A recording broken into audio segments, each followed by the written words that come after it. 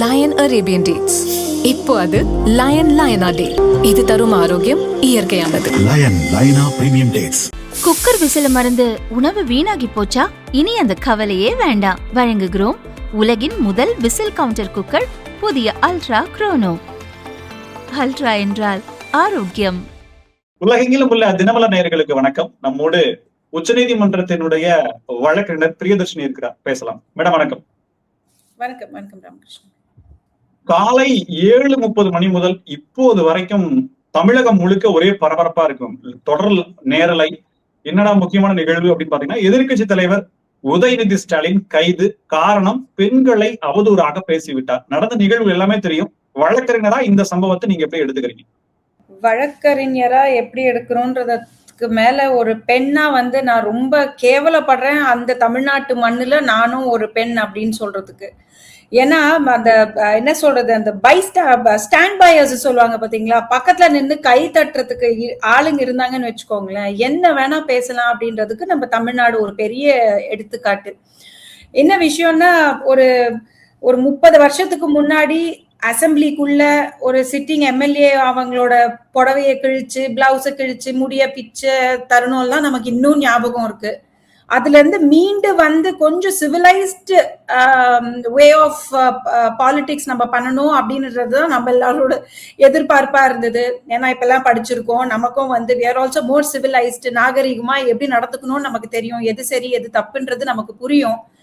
குழந்தைங்க எல்லாம் யூடியூப் பாக்குறாங்க, வீடியோ பாக்குறாங்கன்றதும் தெரியும். எந்த விதத்துலயுமே எந்த ஒரு ரெஸ்பான்சிபிலிட்டியுமே இல்லாம இப்படி ஒரு ஸ்டேட்மெண்ட் கொடுக்கறது எந்த விதத்துல நியாயம் அப்படின்றது ஃபர்ஸ்ட் ஒரு கேள்வி.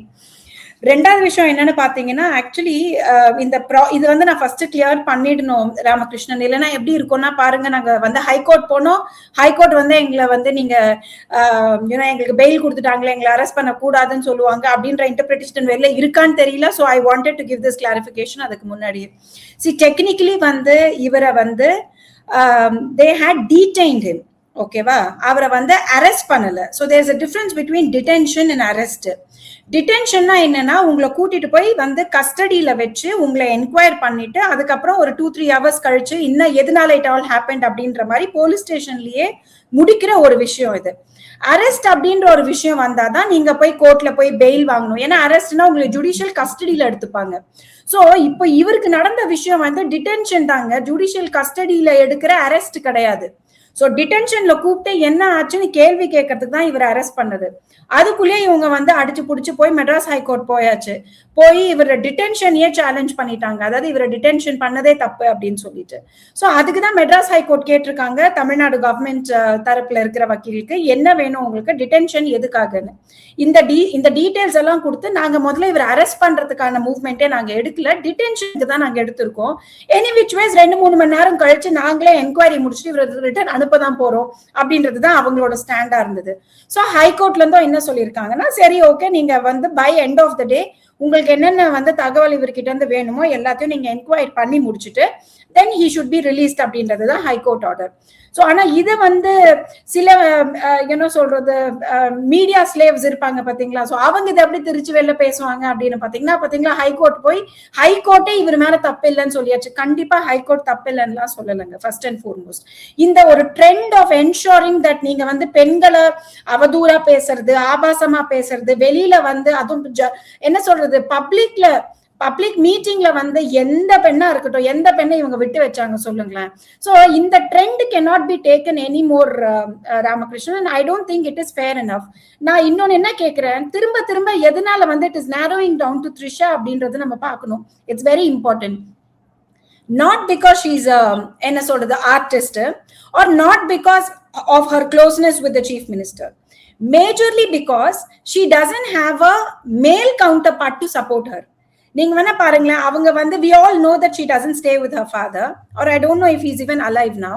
நமக்கு எல்லாருக்குமே தெரியும் she's a single woman. She stays with her mother. So technically speaking, ஒரு பெண் if she decides to be by herself, எந்த ஒரு மேல் கவுண்டர் பார்ட்டோட சப்போர்ட் இல்லைன்னா you can just target her in no time. See, forget about இவங்களுக்குள்ள இருக்கிற relationship என்ன, இது ஃப்ரெண்ட்ஷிப்பா, ஃப்ரெண்ட்ஷிப் மேலையா, ஃப்ரெண்ட்ஷிப் கீழையா, this is a personal concept. கரெக்டா? இதுக்கும் பப்ளிக் லைஃப்க்கும் சம்பந்தம் கிடையாது. அந்த மாதிரி கேள்வி கேட்க போனா இதே திமுகல இருக்கிறவங்க எத்தனை சீனியர் லீடர்ஸோட டாட்டர்ஸ் வந்து எந்த அளவுக்கு இருக்காங்க அப்படின்றது எல்லாருக்குமே தெரியும். யாராவது ஒருத்தங்கனால வெளியில அதை பப்ளிக்கா எடுத்து பேச முடியுதா? ஏன்னா நமக்கு தெரியும் அவங்க அப்பா இருப்பாரு, இல்ல வீட்டுக்காரர் வந்து சண்டை போடுவாரு. உங்களுக்கு any which ways there is a மேல் என்ன சொல்றது support system for that single person. ஆனா எனக்கு திரும்ப திரும்ப வந்து த்ரிஷாவோட அட்டாக் வந்து I sincerely feel it's because அவங்க வந்து she is a single woman and she enjoys that independence. That is her choice. அதனாலேயே majorly she is been attack back to back அப்படின்றதுல எனக்கு I don't have a second thought. ரெண்டாவது விஷயம், she chooses to be the person she is. அவங்க வந்து she is in the என்ன சொல்றது media industry. maintaining glamour is her right and that is what is making her, அதுதான் அவங்களோட profession. the way she wants to handle the public, she is handling the public. அவங்களோட personal லைஃப்ல எப்படி போனா உங்களுக்கு என்ன வந்தது? நான் என்ன கேக்குறேன், இஷி an MLA இல்ல ஏதாவது கட்சி பொறுப்புல இருக்காங்களா? இது ஒரு கட்சி மீட்டிங். நீங்க வந்து வேற ஏதோ கான்செப்ட்ல பேச வேண்டியது. where did Trisha immediately come? அதே மாதிரி பாத்தீங்கன்னா இப்போ நயினார் நாகேந்திரன் அவர்கள் கூட ஒரு வாட்டி இதே மாதிரி ஒரு கமெண்ட் கொடுத்த போது பட் அட்லீஸ்ட் அந்த பிஜேபியில இருந்த விமென் லீடர்ஸ் வெளியில வந்து கண்டனம் தெரிவிச்சாங்க. they stood against him. அவர் வெளியில வந்து சாரி கேட்டாரு. சோ நான் இப்ப என்ன கேட்க விருப்பப்படுறேன்னா, இதே உதயநிதி ஸ்டாலின் அவர்கள் who is going to become the DMK chief in some times from now, உங்களோட தலைவர் இந்த மாதிரி பப்ளிக்கா வந்து ஒரு பெண்களை பத்தி கொச்சப்படுத்தி பேசுறதோ இல்ல இந்த மாதிரி டிமீனிங்கான ஸ்டேட்மெண்ட்ஸ் கொடுக்கறதோ, இவ்வளவு கேவலமான அழுத்தமான ஸ்டேட்மெண்ட்ஸ் வந்து பப்ளிக் ஃபோரம்ல கொடுக்கறதுல ஆர் the women என்ன சொல்றது political leaders in DMK okay with it? இன்னி நாளைக்கு நீங்க வந்து உதயநிதி ஸ்டாலினை பார்த்தா உங்களுக்கு ரொம்ப பெருமையா இருக்கா? ஒரு பெண்ணா உங்களுக்கு ரொம்ப பெருமையா இருக்கான்னு கேக்குறேன். why don't you all voice out? இதுதான் we say அரசியல் வந்து தரதரமா வரக்கூடாது அப்படின்றதுக்கான ஒரு விஷயம். ஏன்னா I am not dispensable. கரெக்டா? என்ன யாரு கேள்வி கேட்க முடியும்? இதே நயினார் நாகேந்திரன் அவர்கள் வந்து சாரி சொன்னாருன்னா இன்னைக்கு அவர் தலைவரா இருப்பாரு, நாளைக்கு அவர் தலைவரா இல்லாம இருக்கிறதுக்கான வாய்ப்பு இருக்கு. so there is a responsibility added there. இது வந்து ராஜா காலம் தானே இது. so எப்படி any which ways நான் என்ன பேசினாலும் I'm going to stay here. so either you hear me or you tolerate. I don't have a choice. You don't have a choice. இப்போ ஒரு பேசின ஸ்பீச் நீங்க கேட்டிருப்பீங்கன்னு நினைக்கிறேன். எந்த இடத்துலயுமே த்ரிஷா அப்படின்ற பேரை அவர் உச்சரிக்கல. நான் வந்து இதை நியாயப்படுத்தி கேட்கல. இப்ப என்னன்னா, எதிர்கட்சி தலைவரா அவர் ஒரு ப்ரொட்டஸ்ட்ல பேசுறாரு. முன்னாடி உட்கார்ந்து இருந்தவங்க த்ரிஷான்ற பேரை சொன்னாங்க. அதுல இரட்டை அர்த்தம் புரிந்து கொள்ளக்கூடிய விதமா அவர் ஒரு கருத்தை தெரிவிக்கிறாரு. இதுதான் அங்க நடந்தது. 9 செக்ஷன்ல வழக்கு போட்டிருக்காங்க மேடம். இதுல வந்து TN Prohibition of Harassment of Women Act Section 4 பெண்களுக்கு எதிரான வன்கொடுமை தடுப்பு சட்டம், இதுக்கு ஜாமீன்ல வர முடியாதுன்னு இருக்கு. நீங்களே சொன்னீங்க, கவர்மெண்ட்ல போலீஸ்ல அட்வொகேட் வந்து நாங்க அவங்க வச்சுக்க போறதில்ல, விட போறோம்ன்றாங்க. தஞ்சாவூர்ல கேஸ் ஃபைல் பண்றாங்க. சென்னையில இருந்து தஞ்சாவூர் கிட்டத்தட்ட 300-340 கிலோமீட்டர் நார்மல் வெஹிக்கிள் அவங்களை கூட்டு போறாங்க. அப்புறம் மறுபடியும் அவங்க விட போறாங்க அப்படின்னா என்ன மோட்டிவ் அப்படின்ற ஒரு கேள்வி வருது. சரி, ஆக்சுவலி ஒரு விஷயம் இருங்க, மோட்டிவ் என்னங்க இதுல எனக்கு புரியல. இப்போ நான் இந்த மாதிரி வந்து போய் சகஜமா வந்து ஏதாவது ஒரு லீடர்ஷிப்ல இருக்கிறவங்கள பேசிட்டா என்ன விட்டுருவாங்களா? forget about somebody else. யார் வேணா பேசலாமா? இப்ப நான் வழக்கு போட்டதுலயோ செக்ஷன்ல நீங்க போடுறதுலயோ யாருமே கொஸ்டின் கேட்கல. தஞ்சாவூர்ல போட்டு காலையில நைட்டு 12 மணிக்கு கிளம்பி ஏசி முதற்கொண்டு இங்க வந்து இங்க பேசிட்டு காலையில 7:30 மணிக்கு அரெஸ்ட் பண்ணி இங்க இருந்து கூட்டிட்டு போறாங்க. அவங்களே ஜட்ஜ் முன்னாடி நாங்க விட்டுறோம் சொல்றாங்க அப்படின்னா இதனால என்ன சொல்ல வர்றாங்க? உதயநிதி ஸ்டாலினுக்கு இது என்ன சொல்ல வர்றாங்க? ரெண்டாவது நான் சொன்ன செக்ஷன்ல I want to correct you on this, Ramakrishnan. He was not taken to Madras High Court personally. Udayanidhi Stalin was not taken to Madras High Court. Udhayanidhi ஸ்டாலினை கூட்டிட்டு போனது பக்கத்துல இருக்கிற போலீஸ் ஸ்டேஷனுக்கு தான். அவரை விசாரிக்கிறதுக்கு அங்கதான் கொண்டு போறாங்க. See, that's exactly what they told in the High Court also. High Court அவங்க தெளிவா என்ன சொன்னாங்கன்னா, நாங்க வந்து அவரை விசாரிக்கிறதுக்காக மட்டும்தான் போலீஸ் ஸ்டேஷனுக்கு கூட்டிட்டு போனோமே தவிர, அந்த Thanjavur jurisdiction whichever police station it is, அங்க கூட்டிட்டு போனோமே தவிர நாங்க அவரை அரெஸ்ட் பண்ணாதானே பெயிலுக்கு பாயிண்டே வரும். See, they didn't even have an intention to arrest. It was just an investigation. இந்த போலீஸ் கெபாசிட்டி நீங்க உங்களை கூப்பிட்டு இன்வெஸ்டிகேட் பண்றது it's right of the police. ரெண்டாவது விஷயம் நான் சொல்றேன் பாருங்க, நீங்க சொன்னது வந்து அவர் ஒரு சம்மன் கொடுத்துட்டா, நான் ஒரே ஒரு கிளாரிட்டி மட்டும், ஒரு சம்மன் கொடுத்தா அவர் வந்து ஆஜராக போறாரு, இல்ல அதுக்கு மறுபடியும் அவர் வரலன்னா இன்னொரு சம்மன் கொடுக்கலாம், கிட்டத்தட்ட 3 சம்மன் கொடுக்கலாம் நீங்க பேசுறீங்க.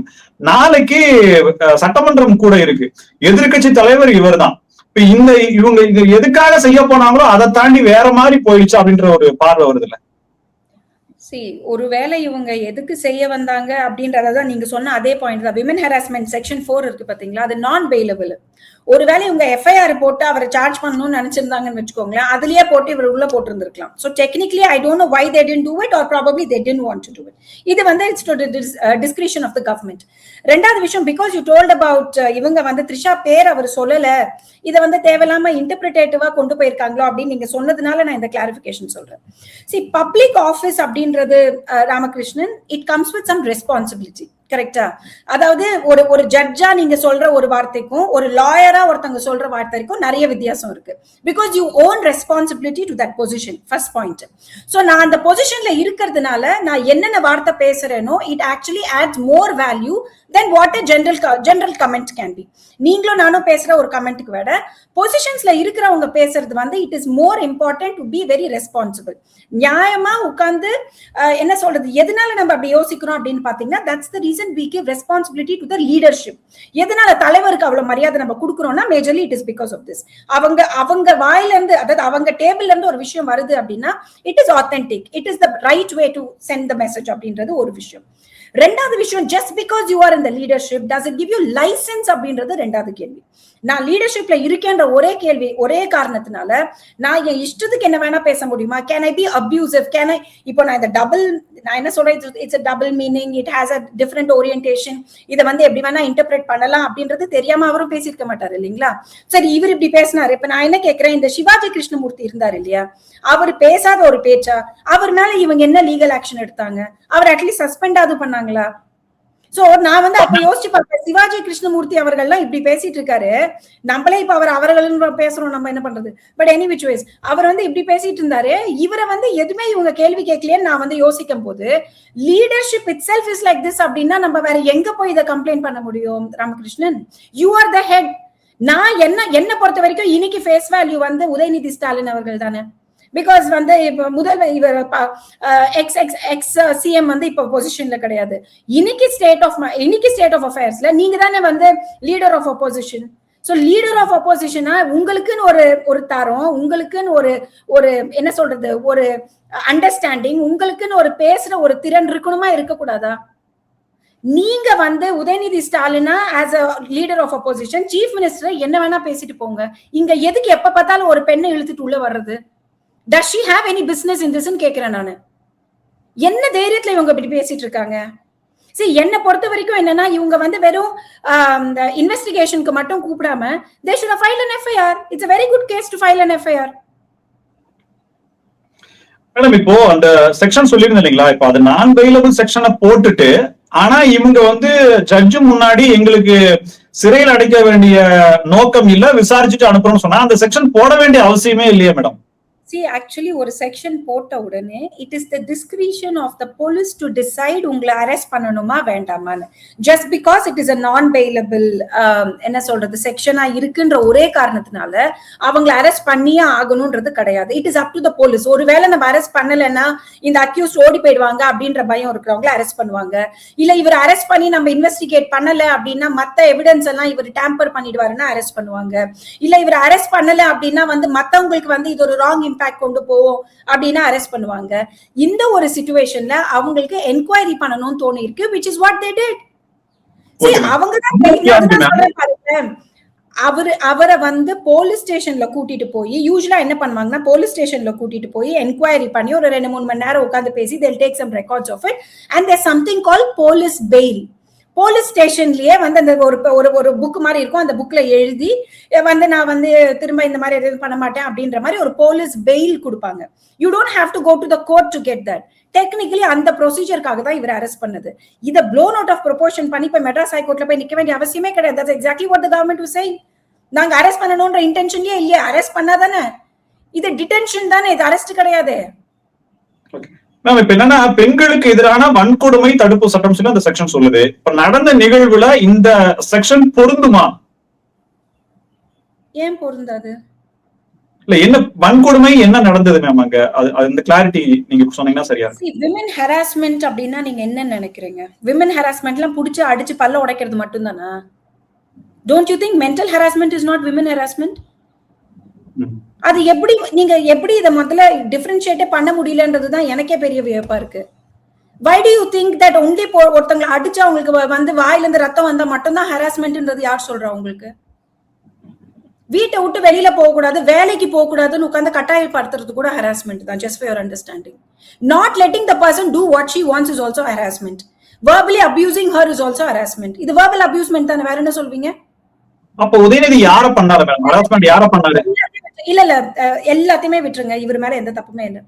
நீங்க கட்சி கூட்டி இருக்கீங்க, your own people are there, உங்களோட party people are there, they are telling Trisha கரெக்டா? நீங்க அந்த டைம்ல அதை ஸ்டாப் பண்ணி இருந்திருக்கலாமே. மைக் உங்க கையில தானே இருக்கு. நீங்க அவ்வளவு நியாயமா இதை பத்தி மட்டும்தான் நம்ம பேசணும்னா அது irrelevant. அதை பத்தி நம்ம பேச வேண்டாம்னு சொல்லி இருந்திருக்கலாமே. அதை பத்தி நீங்க பேசவே இல்லையே. அதுக்கு லீடு கொடுக்குற மாதிரி இன்னொரு ஸ்டேட்மெண்ட் நீங்க கொடுத்தா என்ன அர்த்தம்? See, first of all, இதை பாருங்களேன், இந்த பெண்களை வாயில போட்டு மெல்றது வந்து it is becoming a trend in Tamil Nadu and it is irritating for everybody. உங்களுக்கு பிரச்சனைனா உங்களோட வச்சுக்கணும். இது என்ன பெண்களை உட்கார்ந்து அதான் every time coming on the chastity of the women. ஒழுக்கம் அப்படின்னா அது பெண்ணுக்கு மட்டும்தான். என்ன சொல்றது, இப்ப கற்பு அப்படின்னா அது பெண்ணுக்கு மட்டும்தான். தயக்கம் அப்படின்னா அது பெண்ணுக்கு மட்டும்தான். எதுக்கு அப்படி இருக்கணும்னு எனக்கு புரியவே இல்லை. இதை டிஃபைன் பண்ணது யாரு முதல்ல? இப்ப இன்னொன்னு நான் என்ன கேக்குறேன், இதே தமிழ்நாட்டுல தானங்க நான் ஸ்கூல்ல படிக்கிற போதும் சரி, நீங்க படிச்சிருந்திருக்கும் போதும் சரி, மனைவி துணைவி அப்படின்ற கான்செப்ட்லாம் நமக்கு எங்க இருந்து தெரிய வந்தது? என்ன நீங்க புதுசா நடக்காத ஒரு விஷயம் நடக்கிற மாதிரி இப்ப உட்காந்து வீல்னு கத்திட்டு இருக்கீங்க? நான் திரும்பவும் சொல்றேன் Ramakrishnan, it is between two different individuals. ஒருவேளை அவருக்கு ஏற்கனவே வந்து அவரோட டிவோர்ஸ் கேஸ் நடந்துகிட்டு இருக்கு, ஒருவேளை அடல்ட்ரேஷன் அப்படின்ற ஒரு ஃபேக்ட் எடுக்கணும், ஒரு கொஸ்டின் எடுத்துட்டு வரணும் அப்படின்னா that is to his wife to decide, not the general public or not the leader of the opposition. Leader of the ஆப்போசிஷனா இவரை எலெக்ட் பண்ணி அங்க போய் உட்கார வச்சது விஜய் அவர்களோட வீட்டு சண்டையை உட்காந்து சச்சரவை உட்காந்து பேசிட்டு இருக்கிறதுக்கு கிடையாது இல்லையா? அதுக்காக இவர் போய் அங்க உட்கார்ல இல்லையா? அதுக்காக மக்கள் தேர்ந்தெடுத்தாங்க. விஜய் வந்து இப்ப மனைவியோட இருக்காரா துணைவியோட இருக்காரான்னு கேட்கறதுக்கு உங்களுக்கு வேற என்னென்ன கான்செப்ட்ல நீங்க அங்க போனீங்க? என்னென்ன பதிலுக்கு, அதாவது என்னென்ன ப்ராமிசஸ் கொடுத்து நீங்க வந்து அசம்பிளில போய் உட்கார்ந்தீங்க? இன்னைக்கு நீங்க என்னென்ன பேசிக்கிட்டு இருக்கீங்க? Why is it always about his personal life? Whose personal life has been clean? நீங்க சொல்லுங்க எனக்கு. அண்ணாதுரை அவர்கள்ல இருந்தே நீங்க சொல்லுங்களேன். அவரை பத்தி ஒரு கமெண்ட் வந்தது கிடையாதா?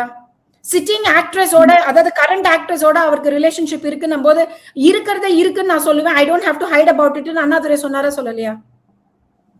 Is it the first time which is happening? See, ஒவ்வொருத்தரோட பர்சனல் லைஃப் அப்படின்றது எஸ் ப்ளீஸ்.